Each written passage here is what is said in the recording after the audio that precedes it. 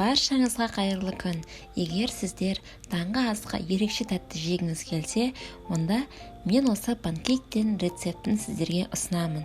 Дайындалуы өте оңай, әрі тез 20 минутта дайын болады. Менімен бірге болыңыздар. Бізге қажетті өнімдердің барлығын видеоның астына қалдыратын боламын.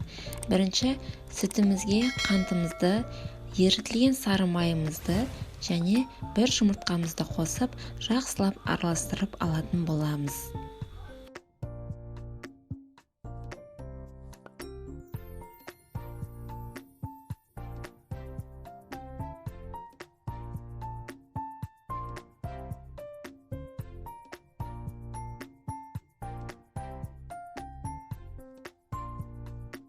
Жақсылап араластырып болған соң, қопсытқышымызды ұнмен араластырып, сұйық массамызбен біртіндеп қоса отырып араластыратын боламыз.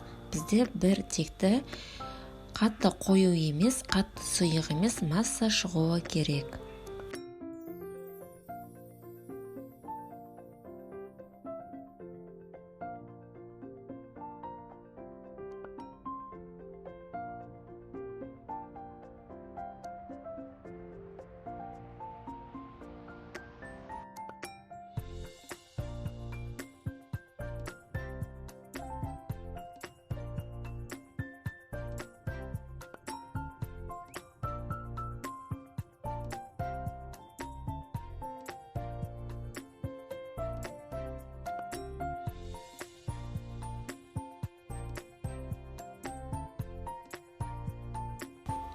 Енді құрғақ табамызды қыздырып, үстіне бір ас қасықтан салып шығамыз.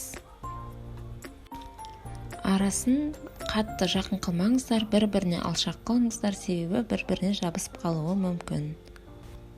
Қазанымыздың астын жай отқа қойып қою керек, себебі қатты да тұрса, ол тез пісіп күйіп кетуі мүмкін. Одан ортасы піспей қалады. Панкейктердің піскенін беті осындай көпіршіктер шығу керек және сарғыш түске айналады. Сұйықтығы барлығы кеуіп тұру керек. Содан кейін екінші бетіне айналдырамыз. Екінші беті бірінші бетіне қарағанда тезірек піседі. Дәл осылай қалған массамыздың барлығын пісіріп алатын боламыз.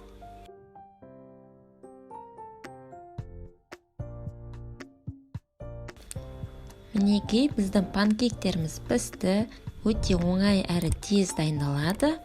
Қазір сізге ортасын бөліп көрсетейін біреуінің. Мінекей қараңыздар, ортасы көтерілген, жұмсақ, және де балаларыңыз тағы да пісіріп беріңізді өтінетін болады. Мен сізге 100% кепілдік беремін. Менімен бірге болғандарыңызға рахмет.